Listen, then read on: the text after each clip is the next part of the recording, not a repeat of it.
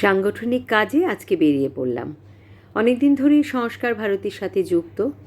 এই সংগঠনকে মনের থেকে ভালোবাসি। সবাই মিলে চললাম উদয়পুর। আজকে ওখানে সাধারণ সভা রয়েছে। তো এই ধরনের সাংগঠনিক কাজে মাঝে মাঝেই আমাদের এদিক সেদিক ঘুরতে হয় বা যেতে হয়। আর এই কাজটা আমরা সবাই মিলে অত্যন্ত ভালোবেসে করি। আর যেখানে সবাই মিলে কাজ থাকে বা কাজ করা যায়, সেখানকার থেকেই একটা ভীষণ পজিটিভ একটা ভাইবস নেওয়া যায়। যাই হোক, যেতে যেতে রাস্তায় নেমে পড়া গেল একটি চায়ের দোকানে।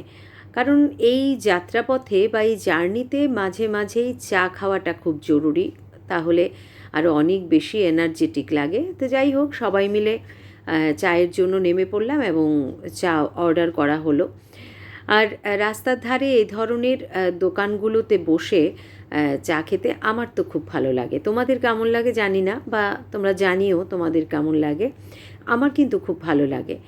আর শুধু চা না, চায়ের সাথে চলে এলো বিশাল সাইজের নিমকি। এত বড় মাপের নিমকি আমি কিন্তু দেখিনি। তোমরা দেখেছো?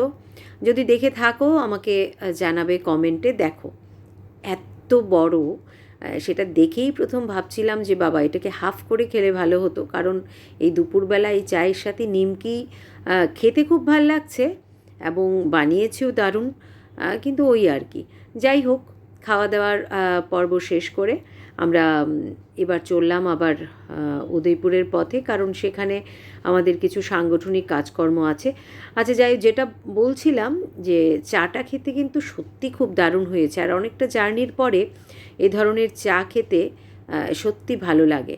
আর আমরা যারা চা প্রিয় মানুষ, আমাদের তো যেভাবে দাও, মানে চা যেখান থেকেই হোক, চা কিন্তু দারুণ লাগে।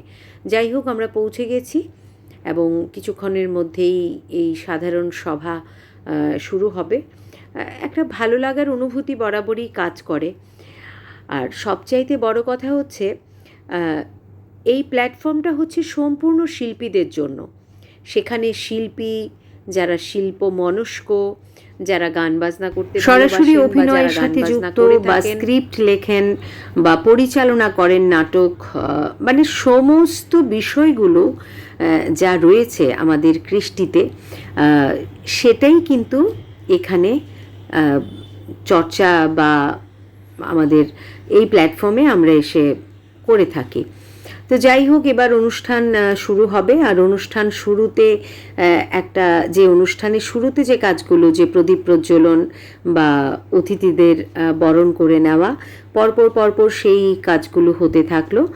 আর উদয়পুর যেহেতু আমার জন্মস্থান এবং পড়াশুনো সমস্ত কিছু উদয়পুর, ফলে উদয়পুরের প্রতি একটা অন্যরকম ভালোবাসা বরাবর কাজ করে। আর অনেক দিন পরে যখন যাই বা সবার সাথে দেখা হয়, বন্ধুদের সাথে দেখা হয় বা অনেক আত্মীয় পরিজনদের সাথে দেখা হয়, তখন কিন্তু ভালো লাগার মাত্রাটা অনেক বেশি বেড়ে যায়। আর নিজের শহরে গিয়ে কাজ করার মজাই আলাদা। আর সেই মজাটাই পাই এখানে গিয়ে কাজ করতে। তো যাই হোক, সবাই মিলে গেলাম এবং সেখানে আজকের মতো করে সভা সংগঠিত হলো এবং কমিটি গঠন হলো, যেটা হয়ে থাকে আমাদের বরাবর বিভিন্ন জেলাতে। যাই হোক, এই হচ্ছে আজকের মতো করে এই অনুষ্ঠান। তো এরপরে সাংস্কৃতিক পর্ব রয়েছে, কারণ একটা অনুষ্ঠানে সাংস্কৃতিক পর্ব থাকবে না সেটা তো হয় না। ছোট্ট একটি বাচ্চা মেয়ের নৃত্যানুষ্ঠানের মধ্য দিয়ে অনুষ্ঠানটি শুরু হয়েছিল। ছোট্ট পরিসরে অনুষ্ঠানটি সত্যি অত্যন্ত মনোগ্রাহী। তারপর সেখান থেকে অনুষ্ঠান সেরে খাওয়া দাওয়া করে আবার রওনা হলাম আগরতলার পথে। তাহলে আজকের মতো এখানেই শেষ করছি। টাটা।